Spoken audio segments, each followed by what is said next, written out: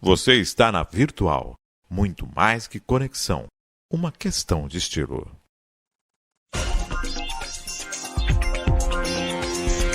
Virtual News.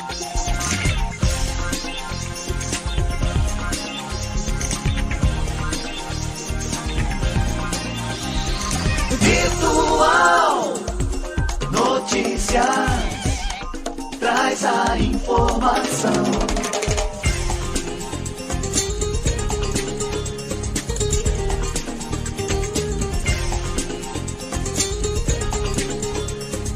Virtual News. 9 horas mais 47 minutos. Um bom dia para você. Eu estou aqui já terminando a postagem do status.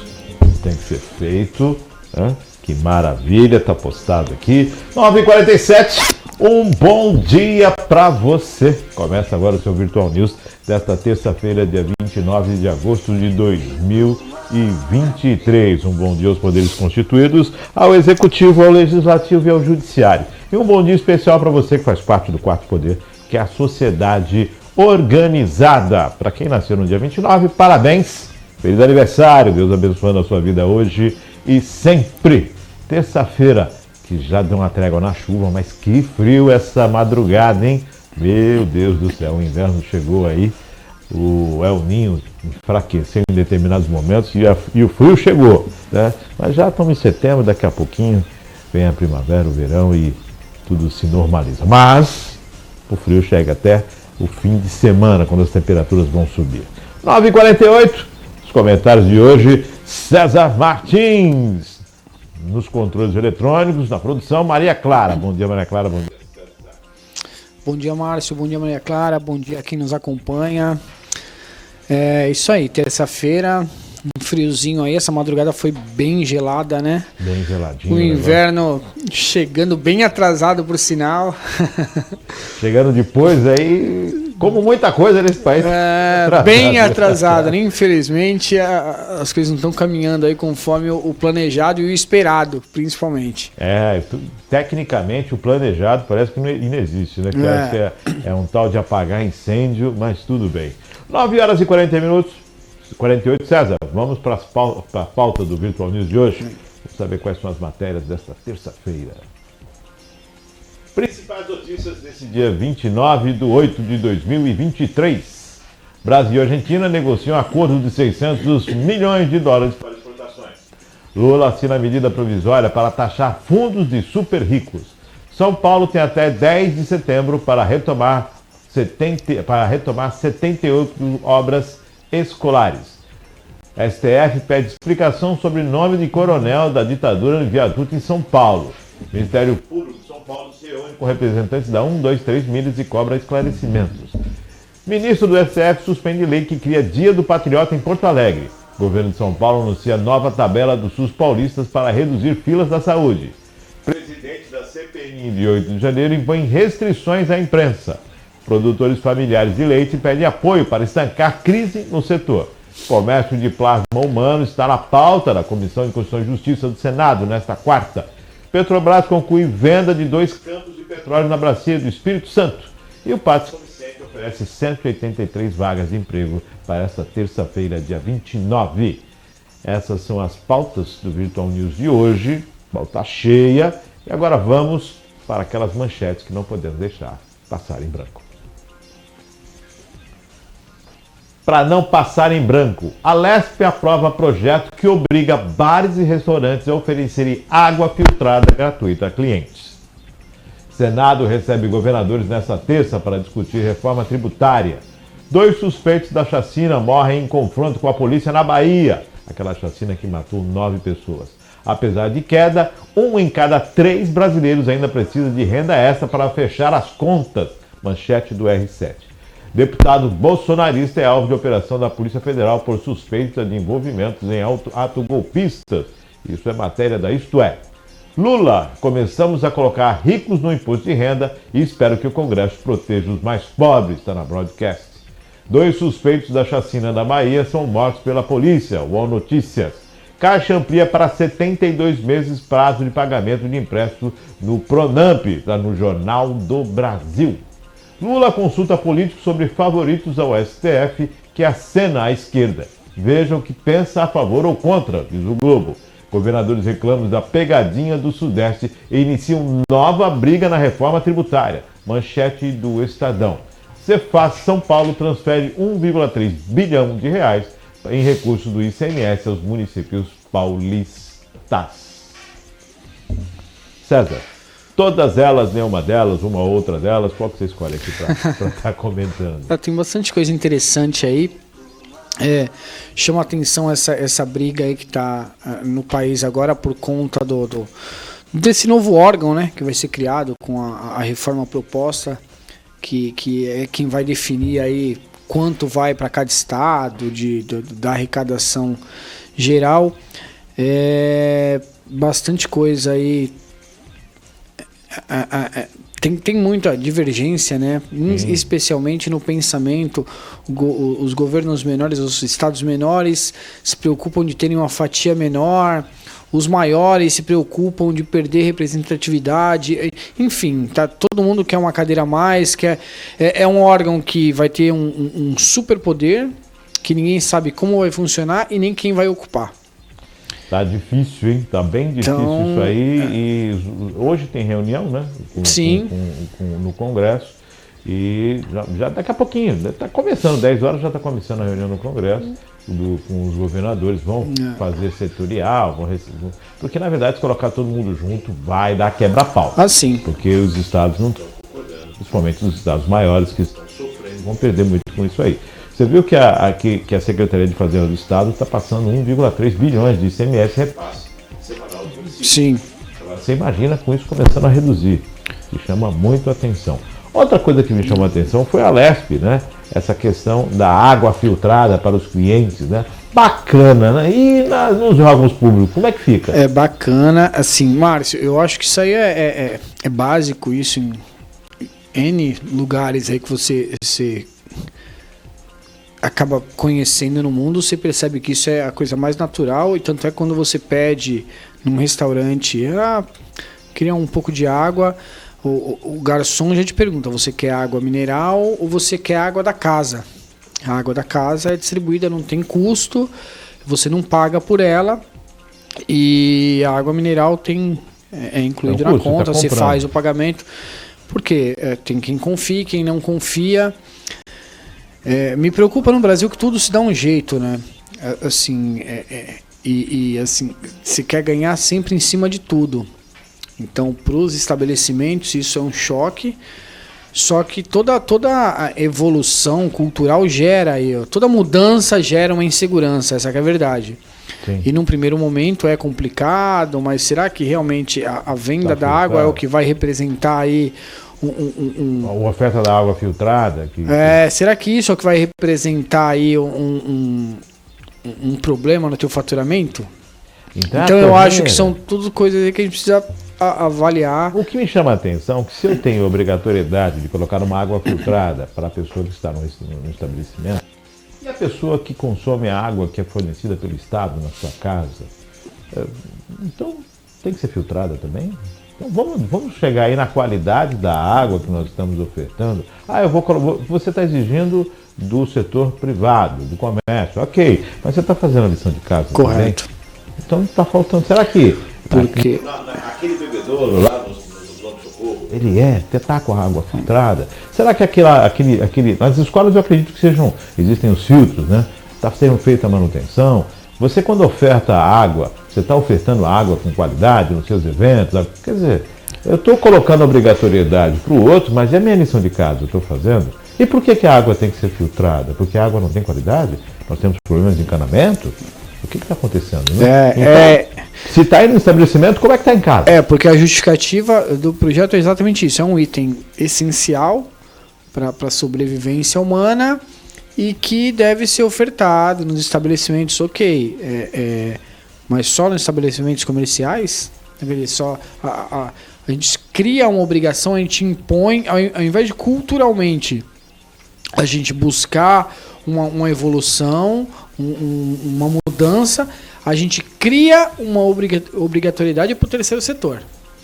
Que, na verdade, levanta suspeita sobre a qualidade. Exato. Então, assim... Que já é pago. Porque a água que chega na sua casa é paga. Então, a partir de agora, o que você deve falar? Atenção. Todo mundo tem que filtrar água. Não é só no estabelecimento comercial, eu estou errado. Não é potável? A água que chega na sua casa, que você paga por ela, não é potável? Então, alô, Alesp, o que está acontecendo? Só nos bares e restaurantes? É aquela coisa, você quer mineral da torneira. Então, vai chegar no boteco do seu Zé, o seu Zé vai filtrar água? Oh, meu Deus do céu, viu? Realmente, 10h56, fica interessante. E a declaração do presidente Lula de que agora os ricos, né, estão pagando imposto de renda e espera que o Congresso agora proteja os pobres, né? Se há déficit habitacional, se há problema de desemprego, se o país enfrenta uma crise, nós devemos entender que o maior responsável por ela é o próprio governo, que não enxuga suas contas, que gasta demais, que não tem planejamento e que vê no imposto a salvação. O imposto não é a salvação, o imposto é um meio, a salvação é administrar direito. Exato. Eu tenho longos comentários a fazer isso, mas como a gente vai entrar nessa pauta também, eu vou até aguardar, porque para não me incomodar antes de começar. 10h57, vamos para as matérias do Virtual News de hoje. 9h57, perdão. Brasil e Argentina negociam um acordo de 600 milhões para exportações. Os governos do Brasil e Argentina anunciaram nesta segunda-feira, ontem, que um novo mecanismo de garantia das exportações brasileiras para o país vizinho está em análise pelo Banco de Desenvolvimento da América Latina e Caribe, o CAF. A novidade foi discutida durante a visita do ministro da Economia argentino, Sérgio Massa, a Brasília. Ele se reuniu durante a tarde com o ministro da Fazenda, Fernando Haddad, na sede da pasta e depois também foi recebido pelo presidente Luiz Inácio Lula Silva no Palácio do Planalto. Com a escassez de dólares e mergulhando em uma crise econômica severa, a Argentina tem tido dificuldades para comprar produtos fabricados no Brasil, especialmente do setor de peças automotivas, que são utilizados como insumos para a fabricação de veículos posteriormente exportados ao próprio mercado brasileiro.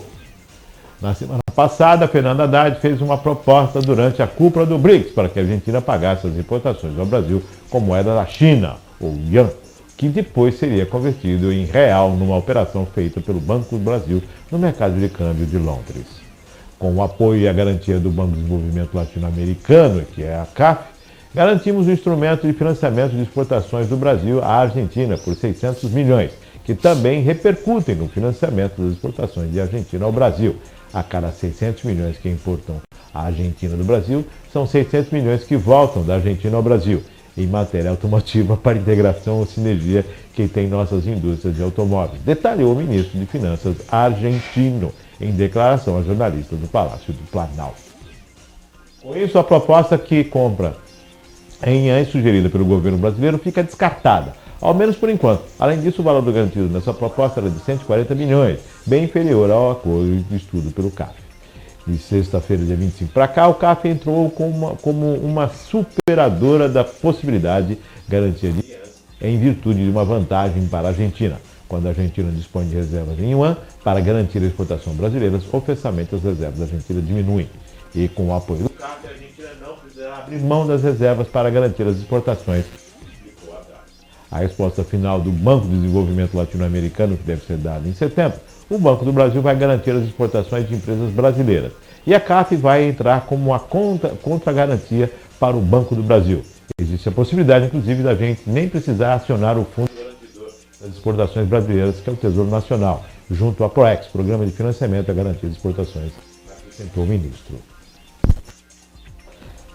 Existe a possibilidade de não se utilizar o fundo garantidor? Quer dizer, essa possibilidade não é para existir. Eu ia... Isso é legal que a gente teve o mesmo feeling, né? Eu ia fazer o comentário, eu ia começar exatamente por isso. Existe a possibilidade, essa possibilidade não deve entrar em jogo. Isso é uma garantia.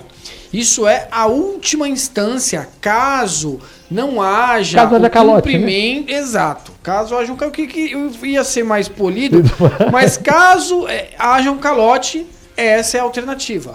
Então não deve ser algo em que tem que estar na mesa como um dos itens para que o negócio dê certo. Não, isso é o último, isso é a garantia.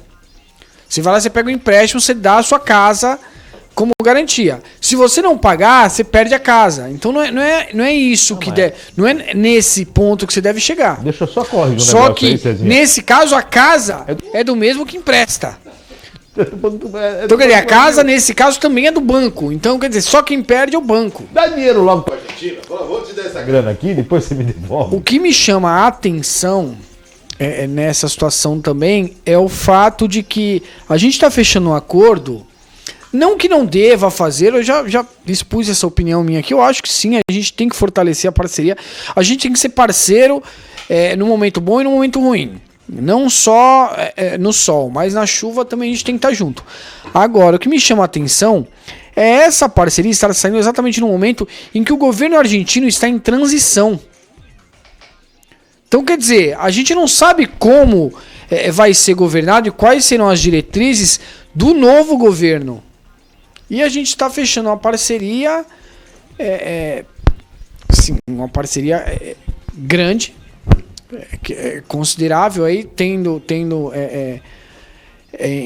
levando em consideração aí todo o contexto, com um governo que a gente não sabe que política adotará, principalmente por estar em crise. Então, quer dizer, podem ser tomadas medidas drásticas e a gente não está considerando isso, a gente está atropelando, eu acho. Essa que é a minha opinião. Atenção, César, nessa questão, por que o governo tem que garantir uma operação que é uma operação comercial entre duas indústrias?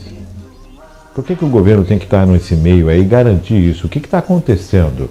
Se existe uma dificuldade de dólares na Argentina, é lógico, a moeda da Argentina está em queda vertiginosa e, claro, o país está em crise, tudo bem, a gente tem que olhar para os que estão ao lado também, porque a crise nos afeta. E como disse a matéria, as peças, o material vai e volta, ou seja, importa as peças, monta-se o que precisa e vende o carro para a gente.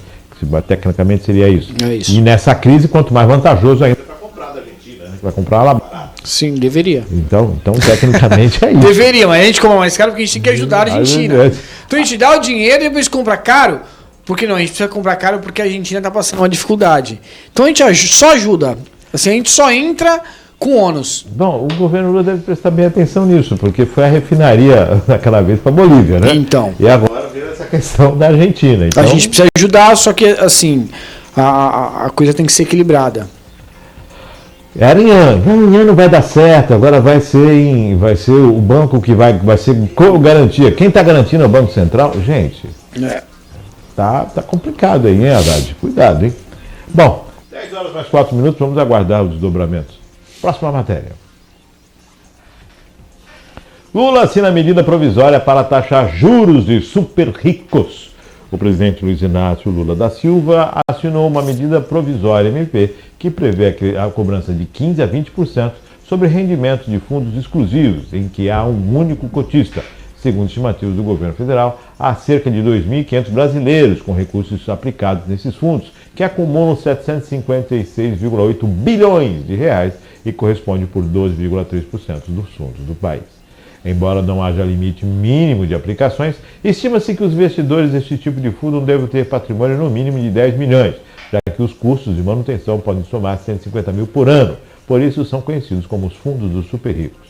Por ser uma medida provisória, o texto tem validade imediata, mas precisa ser aprovado pelo Congresso Nacional em até 120 dias ou perde a validade. O anúncio do envio da MP foi feito durante um evento no Palácio do Planalto, em que o presidente Lula sancionou a lei que reajusta o salário mínimo e amplia a faixa de isenção do imposto de renda para a pessoa física. Durante o evento em que o presidente assinou a MP, o ministro da Fazenda, Fernando Haddad, defendeu as medidas de taxação de fundos de investimentos no exterior. Segundo ele, não há nenhum sentimento de revanche contra os mais ricos, mas uma perspectiva de estabelecer justiça social em um sistema tributário mais equilibrado. Além disso, Haddad afirmou que as iniciativas estão em linha com legislações de países capitalistas mais desenvolvidos da Europa, da América do Norte e também da América do Sul. Estamos olhando para os países da Organização para a Cooperação e Desenvolvimento Econômico. Estamos olhando para os nossos vizinhos mais desenvolvidos, mas bem arrumados. O caso do Chile e da Colômbia. Estamos olhando para os Estados Unidos, para a Europa. Estamos olhando para as boas práticas do mundo inteiro e procurando estabelecer e nos aproximar tentativamente daquilo que faz sentido para o ponto de vista da justiça social. Aqui não tem nenhum sentimento que não seja da justiça social, declarou. O texto da MP dos super ricos, como batizado pelo próprio governo, determina que a cobrança será realizada 2 vezes ao ano, diferentemente do que ocorre atualmente, em que a tributação é realizada apenas no resgate. Será tributado com uma alíquota de 10% que optar por iniciar a arrecadação em 2023. A previsão da área econômica é arrecadar 24 bilhões entre 2023 e 2020.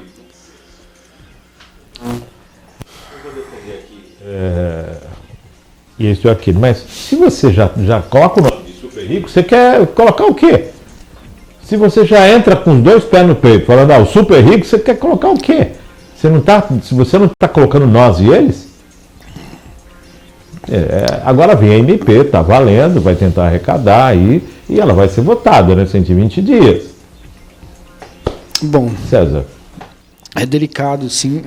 Primeiro, eu acho que o grande ponto aí de maior importância é deixar claro que a gente, geralmente, quando discute esse tipo de assunto, a gente pega assuntos relevantes sem tomar partido. Então, para mim, na minha opinião, graças a Deus, eu consegui amadurecer nesse ponto, eu consegui criar aí uma forma de pensar que permite com que eu busque o que seja melhor ao todo.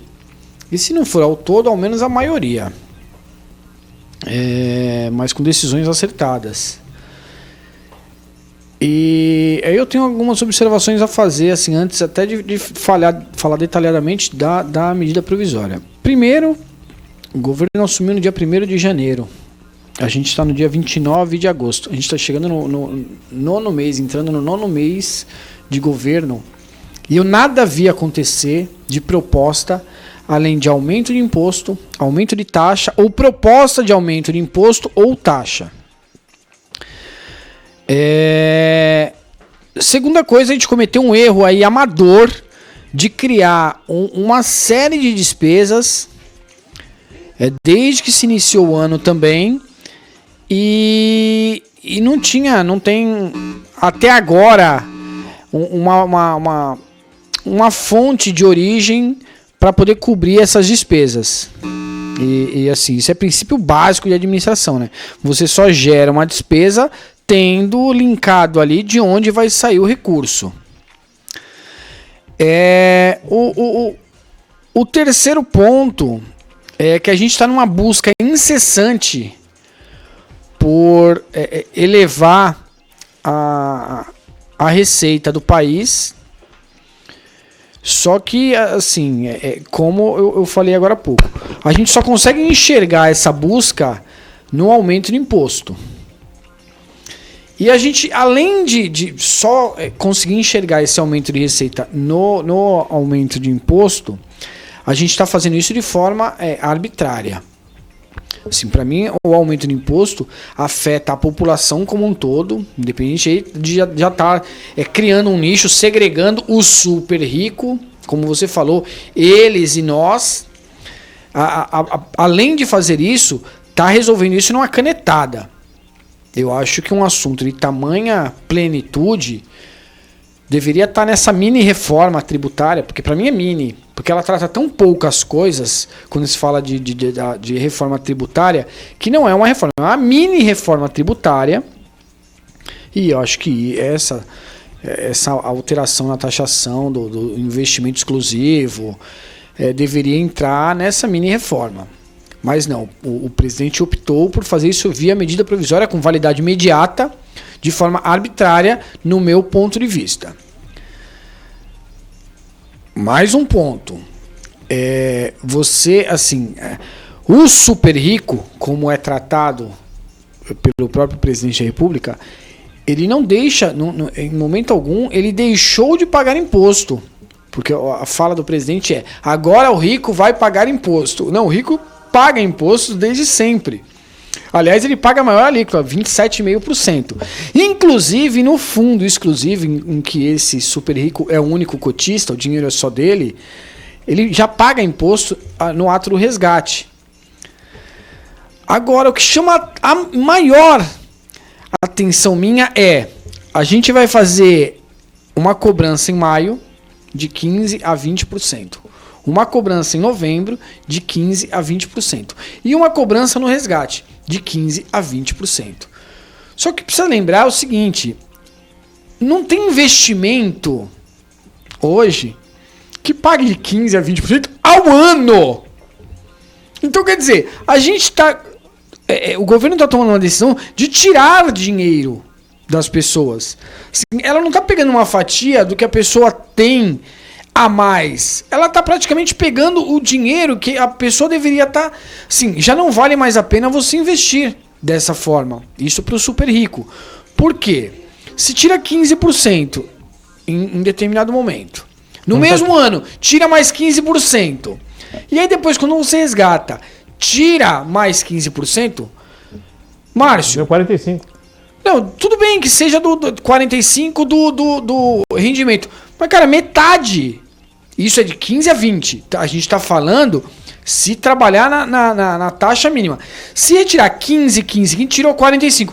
No final das contas, tirou 45% do teu rendimento, do que você deveria ter lucrado com dinheiro investido. E um detalhe importante: você ainda paga imposto de renda, mais 27,5%. Então, aí é que tá. O país está querendo resolver a injustiça social, tirando de quem batalhou, de quem lutou, de quem... e distribuindo em forma de benefício, de bolsa, de auxílios, a quem não tem condição. Eu entendo a causa, até acho nobre, é importante sim reduzir a desigualdade. E mais do que reduzir a desigualdade, porque a desigualdade muitas vezes não é gerada por falta de condição do que tem menos, mas às vezes uma condição melhor ou uma habilidade maior de quem conquistou mais. Então não vou nem entrar nesse mérito. Mas a gente está tentando reduzir ou dar mais dignidade a quem tem menos condição, mas no meu entender de forma errada. Porque não é o super rico... Reforço, não sou eu que penso assim, como o governo trata uma parcela da população. Não é o super rico que tem que ser penalizado por ter condição ou pela má distribuição de recurso do próprio governo. Quem tem que ser penalizado, Márcio, é o próprio governo, que não consegue fazer uma reforma administrativa e que um deputado hoje ganha 30 mil reais de salário com mais 9 assessores, com auxílio paletó, auxílio creche, auxílio passagem aérea, tem um apartamento funcional à disposição, ele pode optar por não morar no apartamento funcional, ele vai ter direito a um auxílio aluguel, e quem paga tudo isso é o povo. E o governo não tem coragem de fazer uma reforma e tirar de onde há excesso. O governo não consegue reduzir o custo da máquina, que é gigantesco, e aí ele tira de quem muitas vezes trabalhou a vida inteira para conseguir conquistar e ter o patrimônio que tem hoje. Então, assim, para mim, a forma... Eu acho que o fim não justifica os meios. Então, a qualquer custo, vamos dar condição. Não, o problema é o seguinte, no meu modo de enxergar essa situação. O governo está desesperado para reduzir o rombo que ele mesmo criou quando ampliou de tamanha forma as despesas do país. Ele precisa urgentemente bater uma conta que não está fechando esse ano e que para o ano que vem está ficando pior. E aí ele está buscando a alternativa. Por quê? Porque isso é dinheiro rápido, é dinheiro que vai vir. Eu entendo, vamos taxar os valores de rendimento. Tudo bem, vai taxar. Ou então dê uma opção, se você vai aplicar ali, se você aplicar no mercado interno, se você aplicar em empregos. Se você vai dar uma opção, ok, vamos entender isso. Mas então taxa no geral. Eu não tenho que dar 50 para a Shopee. Eu não tenho que dar 50 para a Shopee. Eu não tenho que abrir mão disso, daquilo outro. Peraí, você quer taxar, taxa, mas você precisa enxugar a máquina. É isso. Você precisa mostrar para onde é que está indo o dinheiro. É isso. Você já está com um rombo de quase 1 bilhão e 300 milhões. Quer dizer, você precisa mostrar aí o que é administrar. Não é os ricos contra os pobres, não é isso. É isso aí. É uma questão de justiça social. Ok, é um país capitalista. Todo mundo tem direito de ganhar sua vida e de repente acertar. Então, isso vale a pena. Por ser um país capitalista, as pessoas têm oportunidade. A máxima não tem as mesmas oportunidades? Lógico que não tem, porque no meio do jogo está o governo.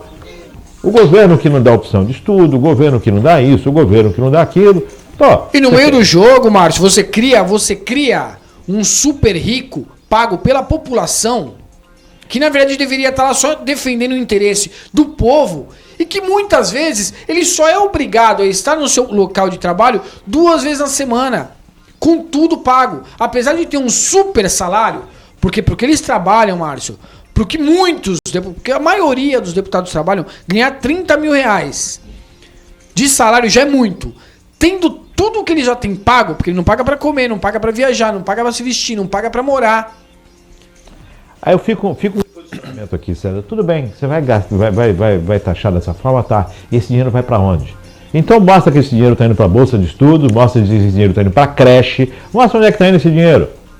Mostra qual o direcionamento, para onde está indo esse dinheiro. E não de forma fictícia, num papel, não. Mostra de fato, ó, esse dinheiro arrecadado vai para o fundo de criação de creches no país.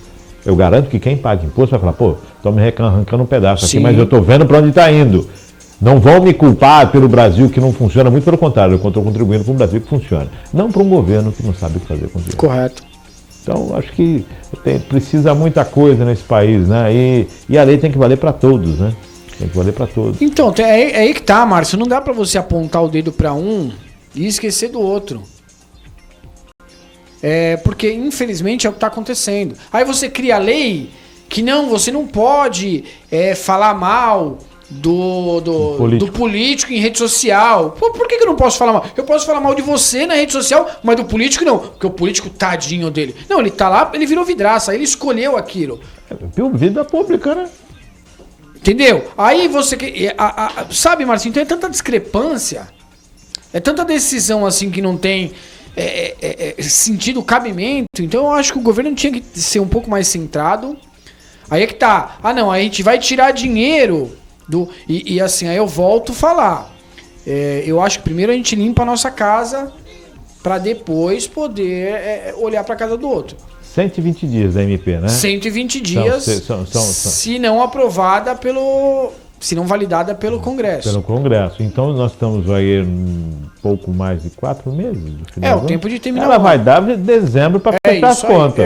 Janeiro ela cai. É isso aí. É uma jogada do governo para ver se arrecada aí durante alguns 4 meses. Exato. 10h19, próxima matéria. São Paulo tem até 10 de setembro para retomada de 78 obras escolares.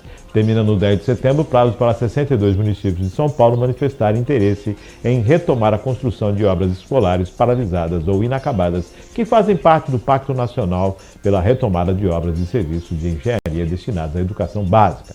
Na lista de obras do Estado constam 33 obras inacabadas e paralisadas. A conclusão deste conjunto de construções, em sua totalidade, somaria a São Paulo 41 unidades de educação infantil, entre creches e pré-escola, 7 escolas de ensino fundamental, além de 28 novas quadras esportivas ou coberturas de quadras e 2 ampliações. Legal. 465 municípios.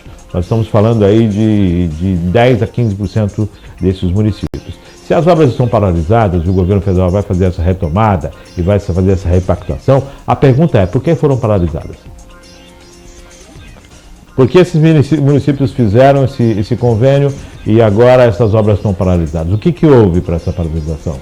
Vamos retomar sim, mas a que custo? Como é que parou? Por que parou?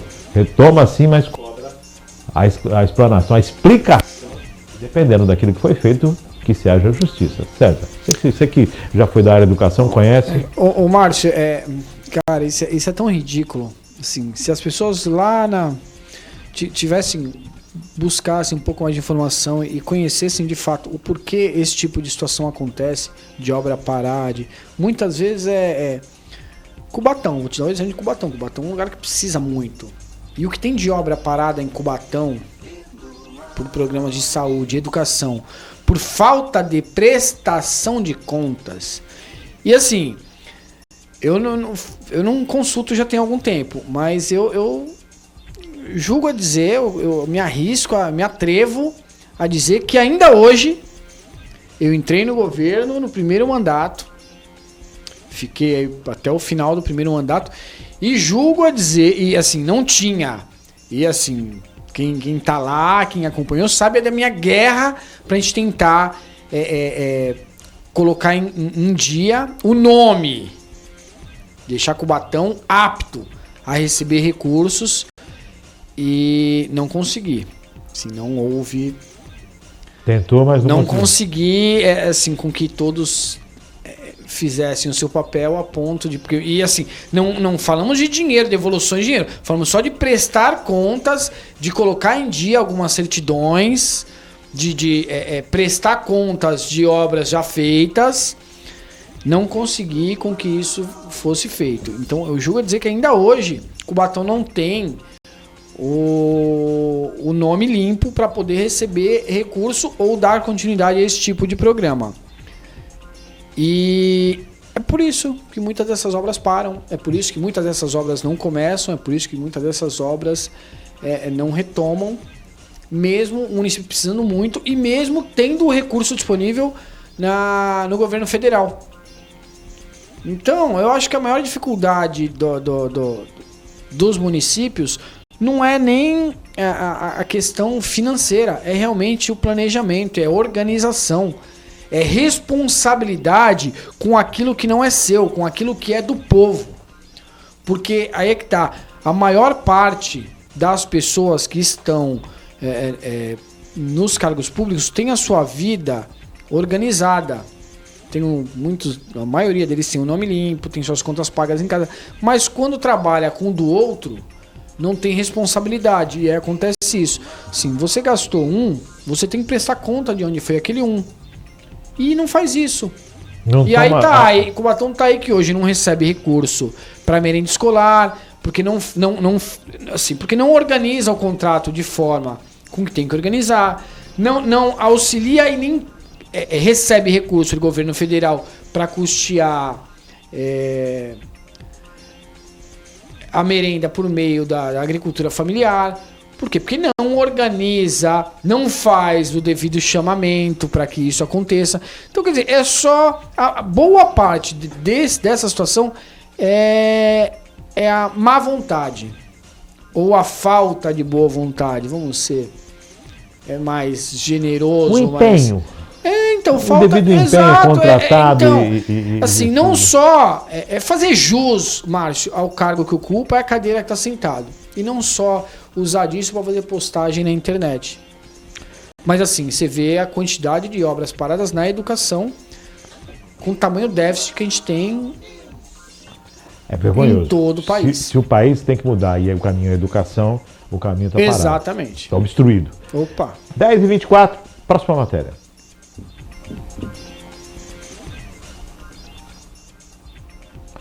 Justiça. A STF pede explicação sobre o nome do coronel da ditadura em Viaduto de São Paulo. A ministra Carmen Lúcia do Supremo Tribunal Federal deu prazo de 5 dias para o governo de São Paulo e a Assembleia Legislativa de São Paulo se manifestarem sobre a aprovação de lei que batizou um viaduto em Paraguaçu Paulista, interior do estado, com o nome de Erasmo Dias, ex-secretário de Segurança Pública no período da ditadura militar. Ele morreu em 2010. A decisão da ministra foi motivada por uma ação protocolada pelo PT, PSOL e PDT, que suspendem a norma sancionada em junho deste ano pelo vice-governador Felipe Hunt. Na ocasião, o governador Tarcísio de Freitas estava em Portugal, onde participou de um fórum jurídico. No entendimento dos partidos, a lei viola os princípios constitucionais da dignidade da pessoa humana e da democracia. Segundo os partidos, Erasmo Dias comandou os atos de barbárie durante a ditadura, sendo a principal invasão da PUC em São Paulo em 1977 para impedir a realização do Encontro Nacional dos Estudantes, que resultou na prisão de centenas de estudantes.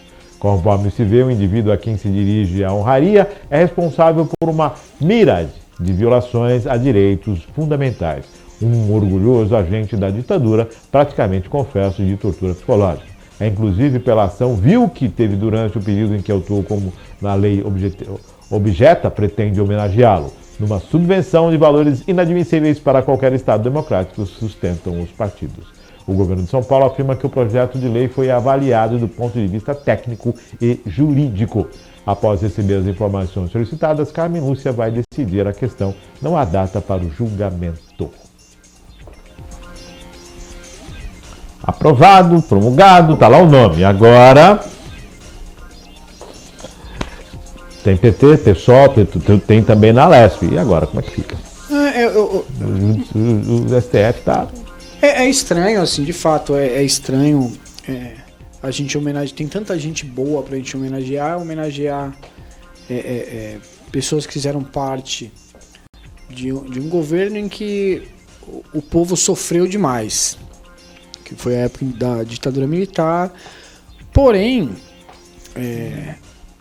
a democracia, assim, a gente ainda era na justiça contra um projeto que foi aprovado democraticamente dentro de uma Assembleia Legislativa, também fere a democracia, não? É isso aí. Não, a justificativa é manter a democracia. Não, pera, mas é democrático. Assim, a forma... Não foi o governador que decidiu. A Assembleia Legislativa recebeu o projeto de lei, analisou, o corpo jurídico analisou, as comissões analisaram, entrou em votação e foi aprovado.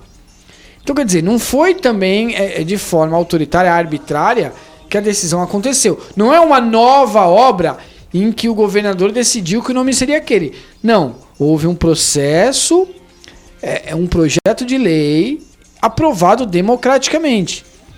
Então é só isso que me deixa confuso quando a gente fala de democracia. Porque democraticamente, apesar de muitos não concordarem, inclusive eu não acho eu entendo que importante, eu não acho relevante, eu não acho sequer coerente a homenagem. Porém, foi aprovado de forma democrática. Tá, tem uma lista do que não pode, ou esses aqui não podem. Então. Tem uma lista nacional dos que não podem ser. Então não feriu, exato. Então não feriu. Você foi cirúrgico. Não feriu algo proibido. Foi uma proposta que foi aprovada democraticamente. Também concordo com você, César. Não é o nome que eu indicaria, mas democraticamente, como é que faz? Quer dizer, sim. E se isso valer para essa regra aqui, vai valer derrubar para qualquer outra regra for colocada, por qualquer um. Então, aí sim acaba a democracia. Aí você tira o poder da democracia das casas determinadas e passa para o STF. A judicialização da democracia, da política, da democracia na política, está sendo colocada em... Não, e hoje em dia está ficando comum, está ficando assim, tudo... não, então a gente resolve na justiça. Peraí, mas a democracia... A gente não tem um Estado democrático que estabeleceu que a gente vota num representante, que o representante vota pelos interesses do povo e assim é feito. Não, se isso deixar de acontecer, a gente não precisa de eleição mais. A gente trata tudo na justiça. Cumpriu a regra? Cumpriu a regra. Ainda a gente não pode deixar isso acontecer. Então você cria uma situação assim, sim. Que, a lista dos excluídos. Pronto. Isso aí. Pronto. E aí segue. Não estamos favoráveis ao nome. Estamos sim favoráveis ao sistema que escolhe o nome.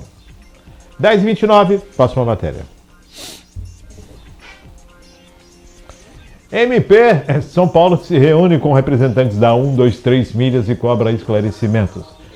Após anunciar a instalação de um inquérito para investigar a 123 Milhas, o Ministério Público de São Paulo se reuniu com representantes jurídicos da empresa para obter informações sobre a suspensão das emissões de passagens e pacotes da linha Promo, com datas flexíveis, como previsão de embarque de setembro a dezembro de 2023. A empresa anunciou a suspensão dessa linha no dia 18 de agosto. Em entrevista coletiva no início da noite de ontem, o promotor César Ricardo Martins disse que a empresa informou que interrompeu a venda de novas passagens e pacotes promocionais. Se temos um tipo de contrato que não está sendo cumprido por alguma razão, então ele não pode ser reproduzido. Na medida em que eles me comunicaram que não estão mais fazendo esse tipo de contratação, não vou ter ampliação do número de consumidores que possam potencialmente ser lesados. A reunião foi apenas preliminar. Durante o encontro, informaram que os sócios da empresa deverão se reunir na próxima sexta-feira, dia 1º, com os membros da Secretaria Nacional do Consumidor, a Senacom, do Ministério da Justiça. No dia 21 de agosto, a Senacom deu um prazo para que a 123 Milhas apresente esclarecimentos sobre a suspensão e dê explicações sobre como os consumidores lesados estão sendo ressarcidos. O procedimento de estorno e reembolso e canais de atendimento disponíveis, além de documentação que comprove todas as informações solicitadas. De acordo com Martins, ainda não foi possível avaliar quantos pacotes foram comercializados ou o número de consumidores prejudicados com a suspensão.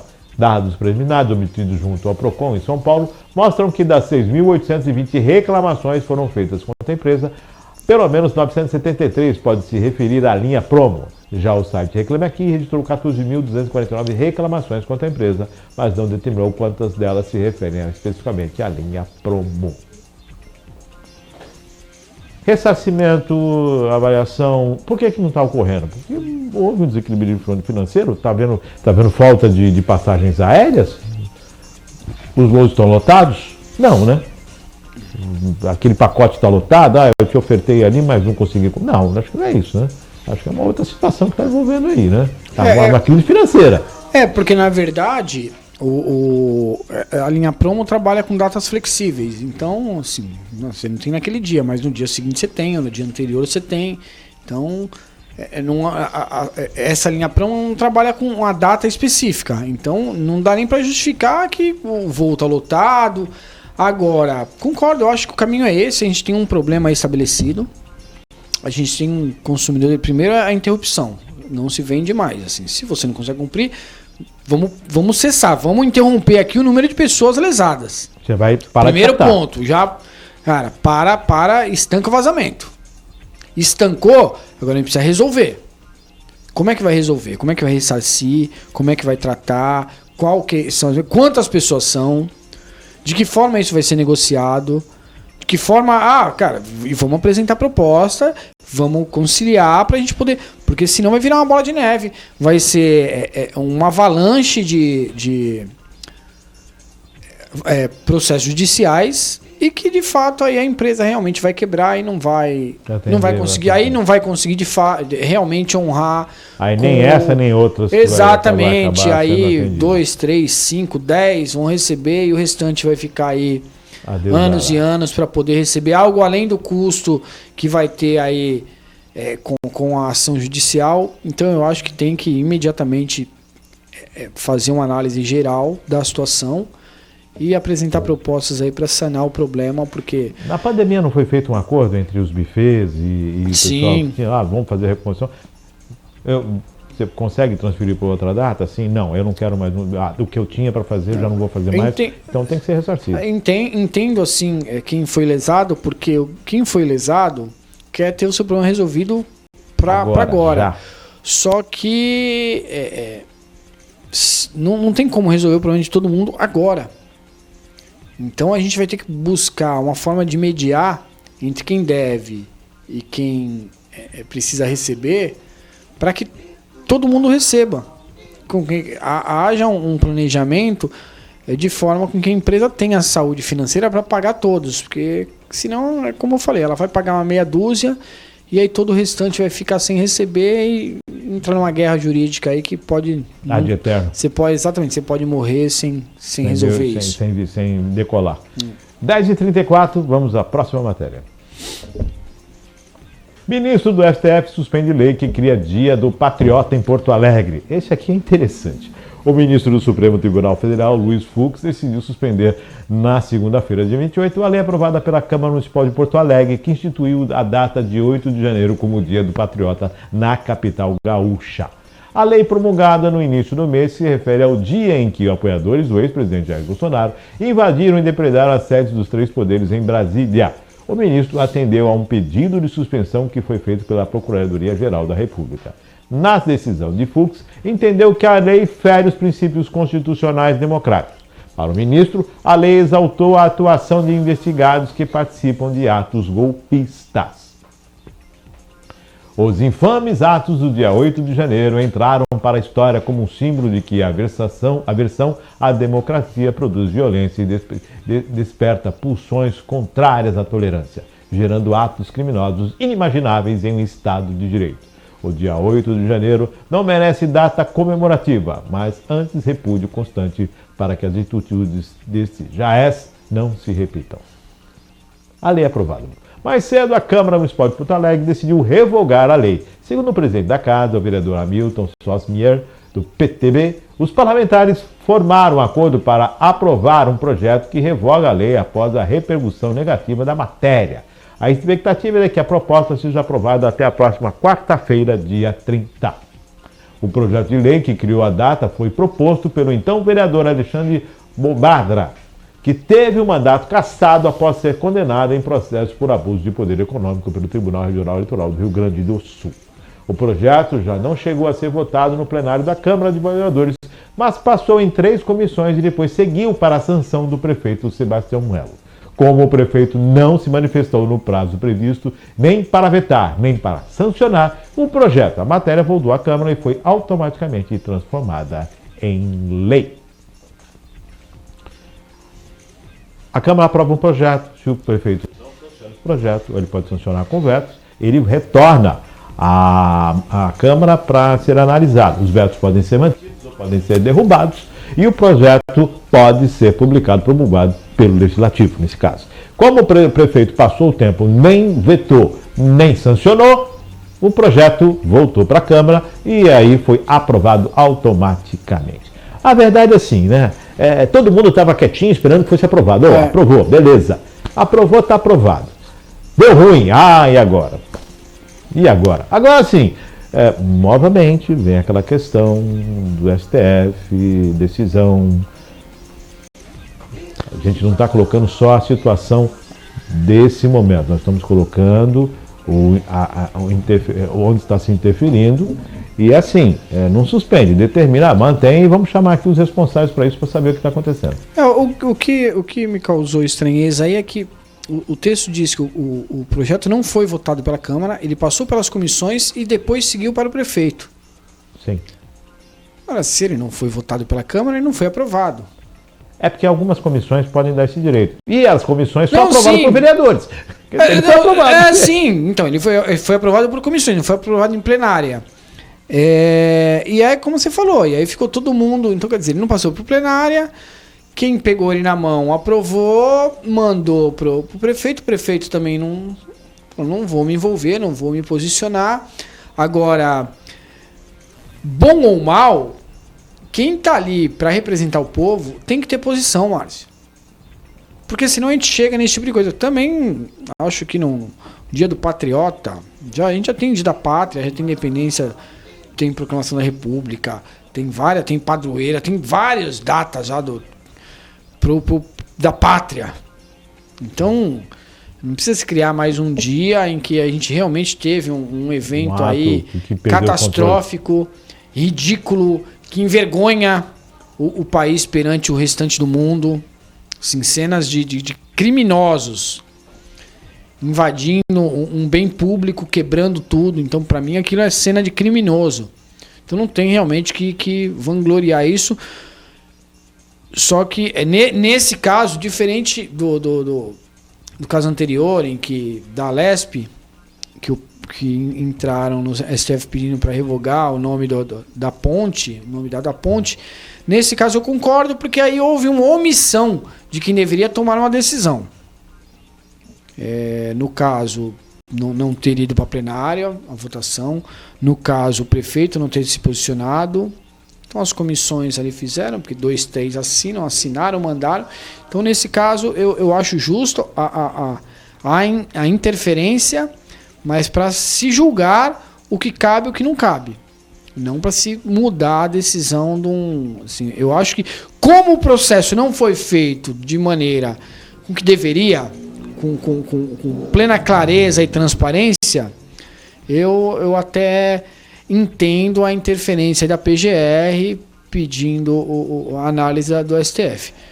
Não é como tem que acontecer, mas para esse tipo de coisa não acontecer, tem que ter uma atuação efetiva de quem ocupa cada cadeira. sejam vereadores, sejam prefeitos, sejam governadores, sejam deputados. Todo mundo tirou a mão, né? Todo mundo tirou a mão. Tirou a mão. Vamos ver o que vai dar, qualquer coisa a gente comemora ou lamenta. Fica quieto, se der certo, deu certo. Se não der certo, deu isso ruim. aí. É isso aí. 10h40, vamos à próxima matéria.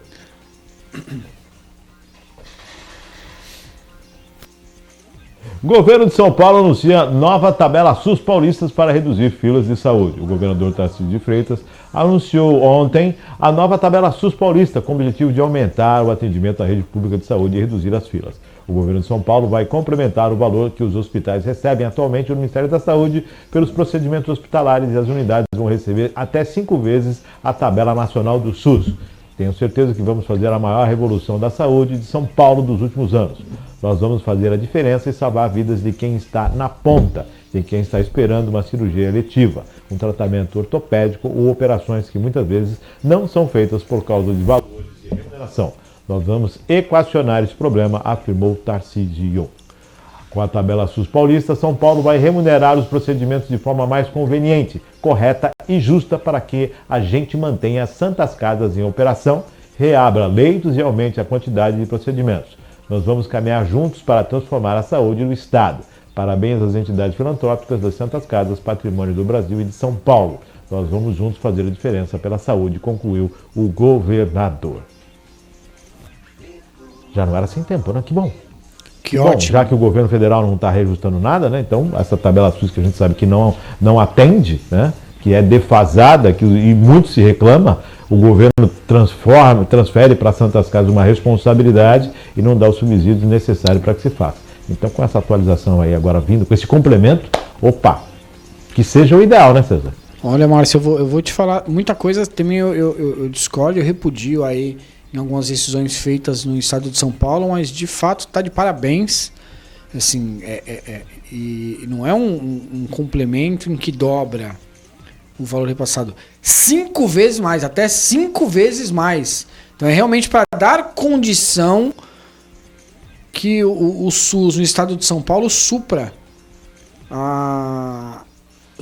de repente não é o suficiente para suprir, mas ao menos minimize Acelere o déficit, acelere a redução desse déficit a baixa nas filas, na espera para os procedimentos. Então é uma notícia sensacional. Quem necessita de fato, tenho certeza que está vibrando, porque é algo realmente da gente agradecer a seriedade no trabalho. E isso sim é trabalhar pelo que se precisa ser feito, trabalhar para quem precisa.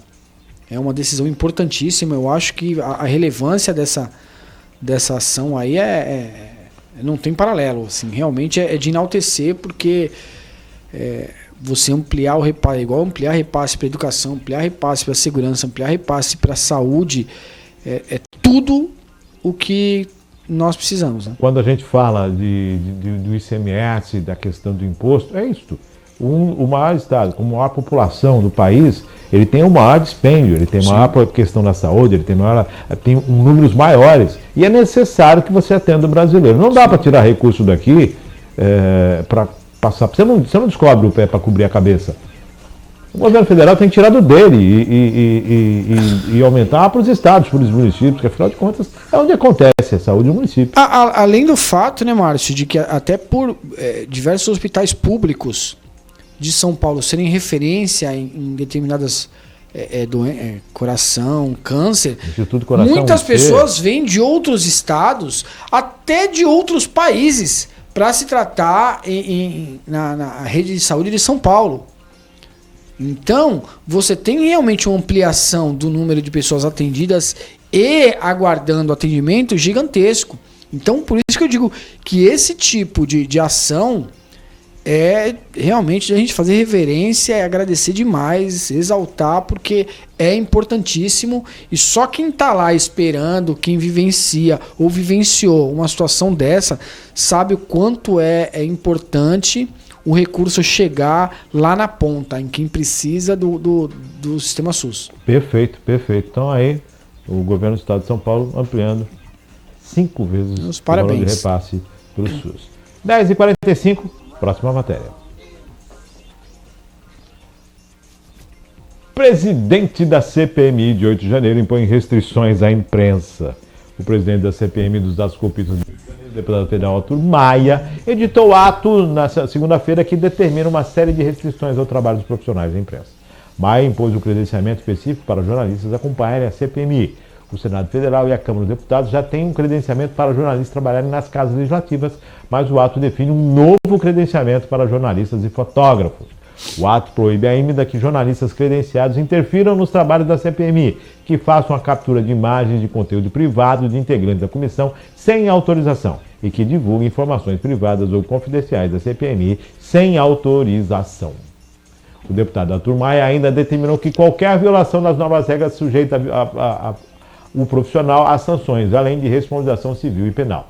Embora o direito da liberdade de expressão e seu corolário consubstanciado da liberdade de imprensa, eu adoro esses termos, consistam em pilares do Estado Democrático de Direito, não há direito absoluto em ordenamento jurídico pátrio, de maneira que tal previsão deve ser sopesada com os direitos próprios da personalidade, como o direito da intimidade e proteção da vida privada, argumenta o deputado no ato. O Sindicato de Jornalistas Profissionais do Distrito Federal e a Federação Nacional de Jornalistas, FENAT, divulgam nota que se classificam como uma censura à imprensa às restrições impostas pelo presidente da CPMI. Não cabe a uma autoridade colegiada definir qual jornalista ou fotógrafo pode ou não cobrir a sessão de uma comissão do Congresso Nacional ou que pode ou não reportar à sociedade. Por isso, apelamos para que as decisões sejam revistas. Os profissionais de imprensa não podem ficar à mercê da discricionalidade presidente da CPMI ou de qualquer outra autoridade colegiada legislativo, sob pena de fazer avançar o cerceamento ao trabalho de jornalistas dentro do Congresso Nacional, diz a nota.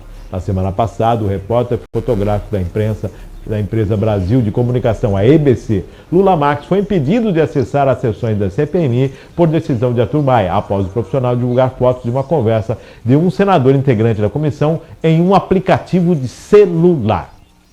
O presidente da EBC, Hélio Doyle, afirmou em nota que a decisão viola o livre exercício da profissão e a liberdade que imprensa, além de ser autoritária e injustificável. Ele pediu que a medida seja revista. Essa decisão, que viola o livre exercício da profissão e a liberdade de imprensa, é autoritária e injustificável. Por isso, peço ao presidente da CPMI, deputado Arthur Maia, que reconsidere o descredenciamento profissional para que não haja qualquer restrição ao exercício de sua atividade. Informo que, caso a decisão não seja revista, a empresa não irá designar outro profissional para a cobertura fotográfica da CPMI. Gente, no banheiro não dá para fotografar ninguém, não pode. Aí tá certo, né? Foi lá no toalete, não vai fotografar, foi no toalete. Agora, tá na sala da CPMI, tá numa sala que é pública. Se você quer fazer reservas, peraí, é você que tem que se policiar no que você está fazendo diante das câmeras, diante do Senado. Não é gravado? Não é transmitido ao vivo? Agora, se o depoimento é reservado, se não pode a imprensa participar, é outra coisa. Agora, eu vou credenciar, dizer que esse pode, aquele outro não pode? Meu Deus do céu, o que está acontecendo? Eu acho que, assim, não tem, como você falou, claro que tudo tem regra, então você ter ali um credenciamento para um controle, até para não ter um excesso de imprensa, você dá a oportunidade, cara, tem um credenciamento, eu tenho um número X de vagas para poder acompanhar, mais do que isso vai causar uma superlotação, vai acabar atrapalhando os trabalhos, ou então tem um assunto que é confidencial, que não pode fazer agora. Regra é regra. Abre para tirar as fotos e vazia para fazer o trabalho. Direito da imprensa trabalhar tem que ter sempre. Agora, você foi cirúrgico. A briga ali não é porque tirou a foto enquanto eles trabalhavam. A briga ali é porque, divulgou a foto de uma conversa num aplicativo de celular do deputado. Mano, isso tá errado. Desculpa, não dá para concordar com um jornalista que vai fazer uma cobertura da CPMI, que o foco dele é tirar foto da conversa que o deputado... Porque apesar dos pesares, apesar dele ser uma figura pública, estar ali no exercício de defesa do povo, dos interesses do povo, ele também tem uma vida pessoal e particular. Então ele também tem esposa, filhos, problemas pessoais, contas para pagar e etc. Aí é questão de sigilo, você está quebrando o sigilo da privacidade. Exatamente, aí você está deixando de respeitar a privacidade pessoal. E isso sobrepõe qualquer cargo. Não é porque ele tem um cargo público que ele deixa de ter vida. Então não é porque eu tenho um cargo público que meu celular só vai ter conversa de trabalho. Peraí.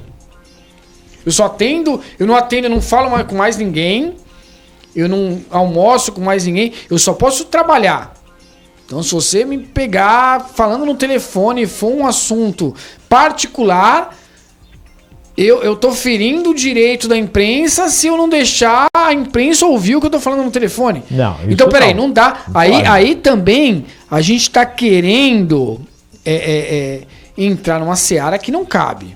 A pessoa pública também tem a sua particularidade. No exercício da função pública, você pode captar as imagens, as falas durante a CPMI, falas que não sejam confidenciais, que não sejam referentes a uma investigação que deve seguir em sigilo, pode fazer. Agora, é como você falou, aí daqui a pouco vai no banheiro, quer tirar foto do camarada no banheiro, do que o cara fala no celular, gravar o que o cara tá conversando no telefone. Gente, aí já é privacidade. Aí não. Assim, você vai tirar uma foto. Eu tô tirando a foto do César aqui. Aí lá no canto alguém tá fazendo alguma coisa errada. O meu foco é o César. Sim. Se apareceu lá no canto, outras questões. Agora, para eu pegar uma tela de celular específica, eu tenho que estar... Concorda que não foi uma coisa aleatória. É isso. Essa é a responsabilidade. É o que eu digo. Concorda que uma coisa é eu tirar a foto e pega ali, você mostra ali que teu celular tava uma foto de não sei o quê. Agora, para registrar uma conversa num aplicativo de mensagem, é porque o foco estava no celular. Agora... Então, quer dizer, ele não estava fazendo o trabalho que deveria fazer. Isso é algo que já tem que ser determinado, que já faz parte da profissão. Você entende os limites da profissão. Não é paparazzo. Não é paparazzo. É isso aí. E agora, daqui a pouquinho não pode nada, ó. Só não pode isso aqui porque é bom senso. Eu vou fotografar a conversa do cara ali, não tem porquê. Eu posso fotografar ele usando o celular da CPI, porque você tá participando da CPMI ou você tá ali no celular o tempo todo? Sim. Você tá aqui onde é que você... Sim. Agora, se registrar a conversa, aí já é uma falta de respeito que não dá para defender. Não faz parte aí. Aí deixa para outro deputado chegar lá e fotografar. Tá fulano com fulano aqui, ó. É isso aí. E assim, a questão de assunto sigiloso é assunto sigiloso para todo mundo. Sim, atrapalha o trabalho, a função da CPMI. Atrapalhou, realmente ninguém vai acompanhar. Agora, como não tem time que faz ali o seu treino secreto, nesse treino não é aberto à imprensa. Cara, por quê? Porque tem estratégias que ele não quer divulgar. Agora, então, se o depoimento regra. É sigiloso, é uma coisa. Se não é sigiloso, é isso aí. Tem que participar. Agora, cuidado, a CPMI acaba. E aí... É isso aí. E aí é aquela tua situação, né? Você é holoforte agora. E depois disso vai ficar, poxa vida, aí... Aqui tá o negócio, né? Bom, tá errado e tá errado. 10h53, vamos à próxima matéria. Produtores familiares de leite pedem apoio para estancar a crise no setor. A Comissão de Direitos Humanos e Legislação Participativa, CDH, reuniu ontem representantes do governo federal e da cadeia de produtores familiares de leite da região sul em busca de soluções para o setor em crise desde 2016. A reunião foi conduzida pelo presidente da CDH, senador Paulo Paim, segundo a qual dezenas de milhares de pequenos produtores já abandonaram o setor, entre os motivos por não conseguirem competir com as regras que facilitam a importação de leite da Argentina, Uruguai e Paraguai no âmbito do Mercosul. Informações é da Agência Senado. Nós estamos falando sobre isso aqui, sobre essa questão do leite, para onde é que está indo o leite? Estão exportando leite? Estão importando leite? O que está acontecendo com a produção nacional de leite? O leite está subindo na gôndola do mercado, né? Nós chegamos no ano passado, a leite é quase R$9 o litro. Agora deu uma reduzidinha, 4 e pouco, 5, dependendo do período aí. Mas tem uma crise nesse setor. O que está acontecendo de fato? O que está afetando o mercado interno? Você tem um leite em alta no supermercado, e você tem produtores familiares reclamando aí que estão abandonando o setor porque tem competitividade com outros países. O que está acontecendo? O problema é que tá, Márcio. Eu acompanhei esse tema há algum tempo atrás e o problema é exatamente esse, né? O Brasil, infelizmente, às vezes até com boa vontade, não vou dizer que isso é má fé, que às vezes até com boa vontade, na ânsia de ajudar, acaba ajudando o vizinho e esquece de cuidar da própria casa. Então, o ponto é exatamente esse. Hoje, tá mais em conta você trazer o leite aí de Argentina, Uruguai, de outros países, do que você trabalhar com o produtor aqui local. Então, é o que os produtores familiares têm, os pequenos produtores têm alegado. Pô, tem tanta facilitação para a importação de leite de outros países que eles não conseguem competir. Então, para ele competir, acaba não valendo a pena a produção, porque o custo fica praticamente igual. Só que às vezes o produtor lá de fora já produz em larga escala e ainda tem uma facilidade em entrar no mercado nacional. Márcio, eu sou da opinião que é o seguinte, todo mundo vai, nesse ponto eu gosto muito da maneira com que os Estados Unidos lida com o seu povo. Pode ser a maior vantagem do mundo que vem de fora. Tudo bem, eu gosto, eu aprovo e eu quero. Só que primeiro o meu tem que ter a vantagem, para depois eu dar vantagem pro outro. Então quer dizer, primeiro a gente tem que cuidar do nosso jardim, para depois a gente ajudar o jardim do vizinho ficar verde também. Eu não posso dar, eu penso que é o seguinte, a gente só pode dar o que a gente tem. Se a gente mete a mão no bolso e não tem dinheiro para nós mesmos, como é que eu vou dar dinheiro pro outro? Então primeiro eu tenho que ter a minha conta paga para depois ajudar você a pagar a sua. Então primeiro o produtor familiar tem que ter um incentivo. Esse incentivo, essa desoneração que a gente dá lá para os outros países, a gente tem que dar para nós mesmos, para o nosso produtor. E aí sim, leite mata fome, Márcio. A gente está num país onde vários estão na linha da miséria, abaixo da linha da miséria, morrendo de fome.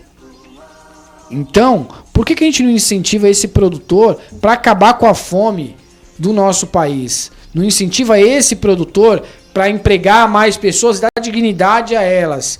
Não, a gente traz de fora. A gente tem um mercado consumidor que são as escolas. Enorme.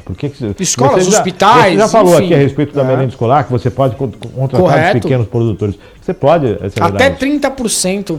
Primeiro você tem que fazer o leite chegar mais barato na mesa do Brasil. Chegar na mesa do brasileiro e mais barato. E aí eu garanto que essa questão dos produtores, dos pequenos produtores, vai ser resolvida. É isso aí. Agora não dá para você ficar. É o que você falou, vou tirar o chapéu para descobrir a perna para cobrir a cabeça. Não tem como. Não tem como. 10h58, próxima matéria. Comércio de plasma humano está na pauta da Comissão de Constituição e Justiça nesta quarta-feira. A Comissão de Constituição e Justiça tem na reunião marcada para hoje às 10 horas, já começou, com 8 itens em pauta. Um deles é a proposta de emenda à Constituição, a PEC 10 de 2022, que permite a venda de plasma humano para desenvolvimento de novas tecnologias e produção de medicamentos destinados ao Sistema Único de Saúde, ao SUS. A PEC constava da pauta da reunião da CCJ na semana passada, mas teve sua apreciação adiada.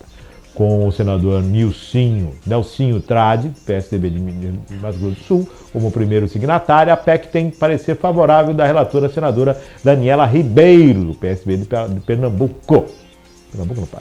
Paraíba. Na ocasião da senadora, a legislação brasileira sobre o assunto está atrasada, principalmente se comparada a outros países como Estados Unidos e Alemanha.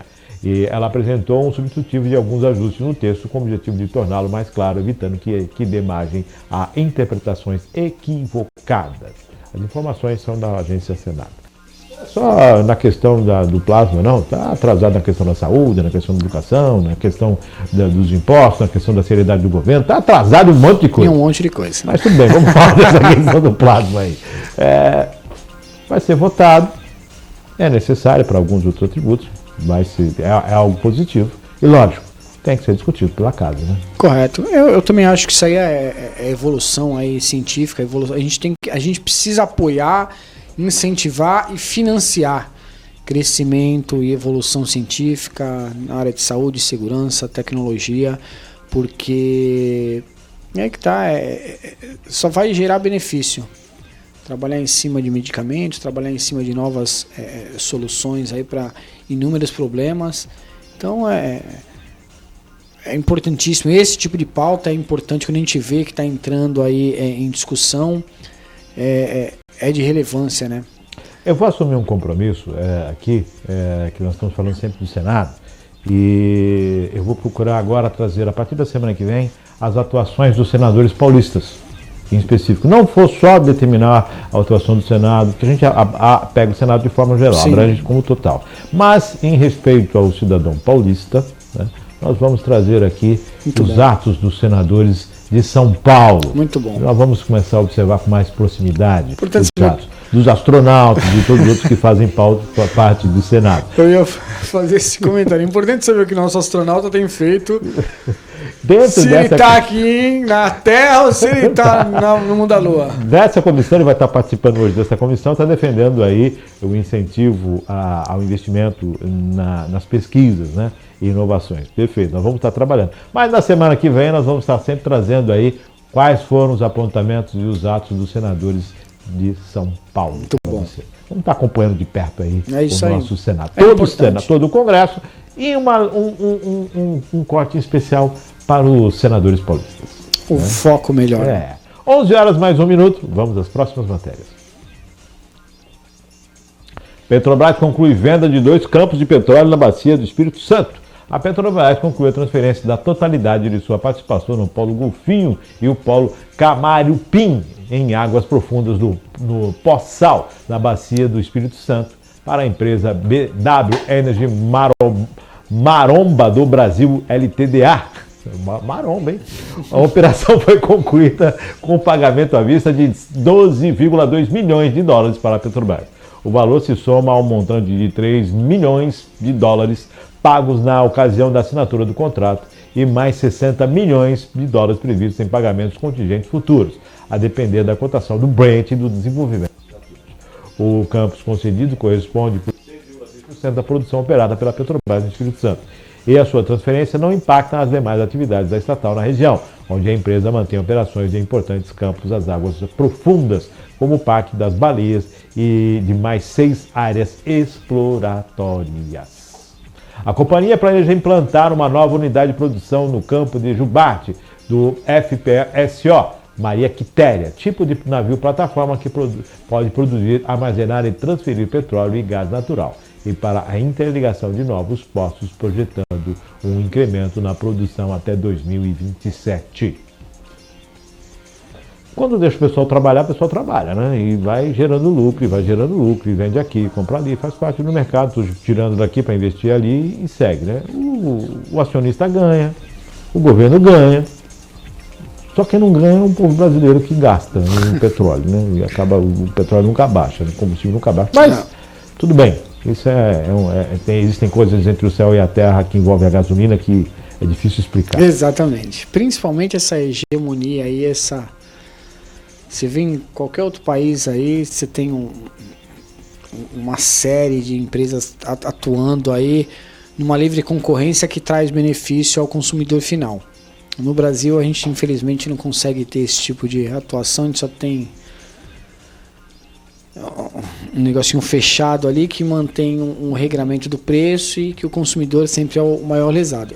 São atitudes, eu acho que faz parte do negócio, né?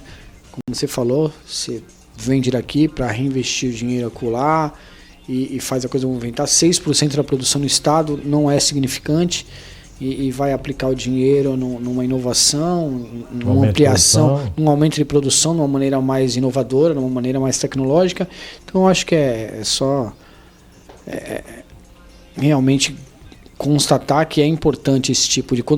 Você foi muito claro também, quando você não tem interferência política em ações técnicas, a coisa flui e funciona como deve funcionar, né? Lembrando que os 60 bilhões restantes está alicerçado no Brent, né? Subiu o petróleo, sobe o valor também. Isso aí. 11h04, próxima matéria. Sim, Parque de São Vicente oferece 183 vagas de emprego para esta terça-feira, dia 29. Postos funcionam de segunda a sexta-feira, das 9 às 17 horas, na região insular e na área continental. O posto de atendimento do trabalhador pátio da cidade oferece para esta terça-feira 183 vagas de emprego em diferentes segmentos profissionais. O atendimento é sempre de segunda a sexta-feira, como nós dissemos, na área insular, na Avenida Presidente Wilson, 1126, e na área continental, na Avenida Ulisses Guimarães, 130, no Jardim Rio Branco. É necessário que o candidato leve RG, CPF, carteira de trabalho e comprovante de residência. Para quem quer mais agilidade, é possível acessar as vagas disponíveis pelo aplicativo Cine Fácil, em celulares do sistema Android ou por meio de cadastro pelo portal do Ministério do Trabalho, Emprega Brasil, por meio do link empregabrasil.mte.gov.br. Vamos conferir as vagas. 100 vagas de auxiliar de linha de produção, 40 vagas de atendente de lanchonete, 10 vagas de instalador de equipamentos de comunicação, 8 vagas de cozinheiro geral, 8 vagas de técnico de carnes e derivados, 5 vagas de suporte de vendas de serviços, 2 vagas de cartazeiro, 2 vagas de encanador, 2 vagas de encarregado de manutenção, 2 vagas de pesquisador de preço, 1 vaga de motorista de caminhão, 1 vaga de serralheria, 1 vaga de soldador de solda elétrica e oxiocetileno e 1 vaga de técnico em edificações.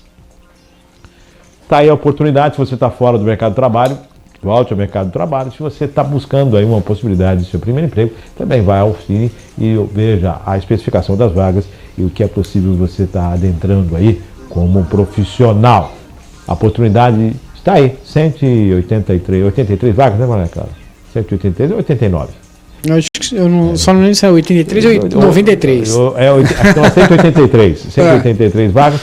Está aí à disposição no pátio de São Vicente. É só você correr ao pátio ou então entrar pelo sistema do seu Android aí para quem tem o aplicativo e buscar sua recolocação, não, César? Importantíssimo, Márcio. Primeiro, parabenizar aí, é o tipo de informação que teu programa passa que a gente tem que exaltar também, porque é uma utilidade pública aí, muita gente precisando se recolocar e quase 200 vagas aí é bastante relevante, né?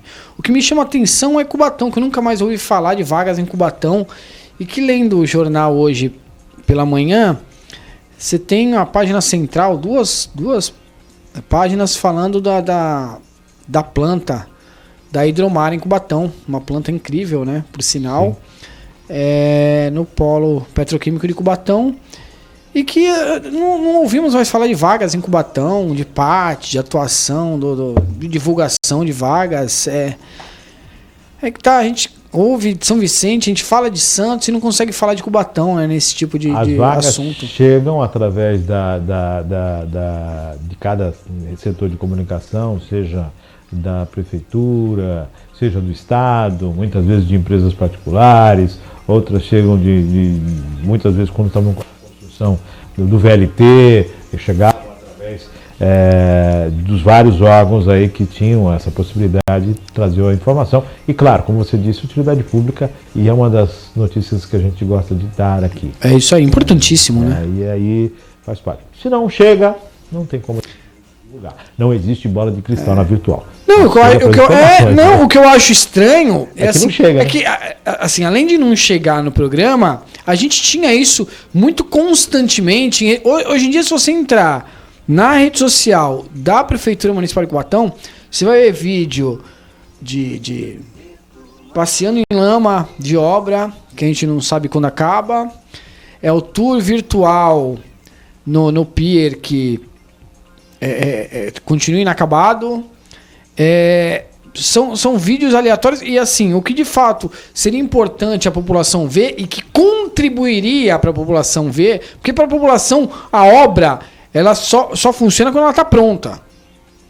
Então ver fase inicial de obra ou desenvolvimento de obra tem muito menos relevância do que você ver em rede social vaga de emprego, link para você se cadastrar no PAT, link para você se cadastrar ou mandar o seu currículo para vaga de emprego. Então, assim como o governo prega tanto, há o trabalho para o que mais necessita? Eu vou parabenizar aqui o prefeito Caio Amado, porque isso é uma determinação, obviamente, né, do mandatário. Claro. E que traz a divulgação e principalmente a transparência.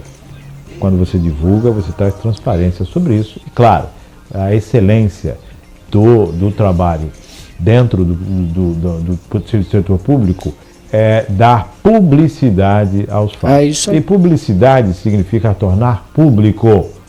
Dar publicidade é tornar público.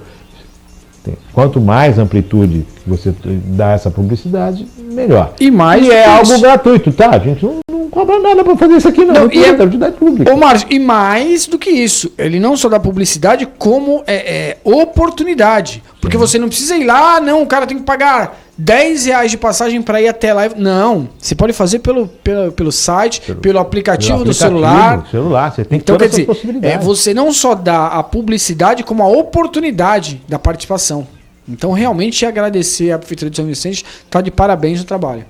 Isso aí. 11 horas mais 10 minutos, temos mais matéria. Chegamos, encerramos hoje? Cumprimos a meta hoje? Maravilha, hoje cumprimos a meta, pauta cheia. Cezinha, prazer ter você aqui, muito bom, suas considerações. Um grande abraço aí, o Joaquim, nosso grande mestre Joaquim, que deve estar acompanhando a gente online também. Ah, sim. Com certeza, e lógico, é um prazer enorme ter você aqui essa nosso bate-papo. Márcio, eu agradeço aí você, Maria Clara, aí, todo o suporte técnico, a cada um de vocês aí que nos acompanha, que faz valer a pena e ser gratificante estar aqui comentando e falando dos assuntos mais relevantes. Então, só desejar a todos aí uma excelente semana, agradecer o prazer e a honra aí de fazer parte desse time incrível e bola pra frente aí, vamos se cuidar, se proteger do frio, ajudar quem pode e agradecer a Deus aí por ter condição, né, de cada dia a mais poder contribuir um pouquinho aí. 11 horas mais 11 minutos, e lembrando que não existem super e não existem super próprios. Existem brasileiros que conseguiram alcançar um objetivo e existem brasileiros que não foi dada oportunidade para que alcançasse, desenvolvesse o seu potencial. E no meio disso está o governo, para trabalhar a igualdade. A questão não é o quanto se paga de imposto, e sim aquilo que deveria ser feito com imposto e que não chega no seu destino devido, que é a qualidade do cidadão. Para melhorar, para diminuir a diferença social, é necessária uma atitude do governo. Atitude, sim, precisamos de programas sociais, programas de desenvolvimento, mas principalmente seriedade com a máquina pública, enxugar a máquina pública e realmente despender os valores e tudo aquilo que é arrecadado em prol do cidadão. 11 horas mais 2 minutos, agradecendo a César, agradecendo a Maria Clara, agradecendo a você. Lembrando que daqui a pouquinho os cortes estão nas redes sociais, no canal no YouTube e também no site da Virtual. Transmissão ao vivo apenas pelo site. Fique com Deus e até amanhã com mais um Virtual News, se Deus quiser. Virtual.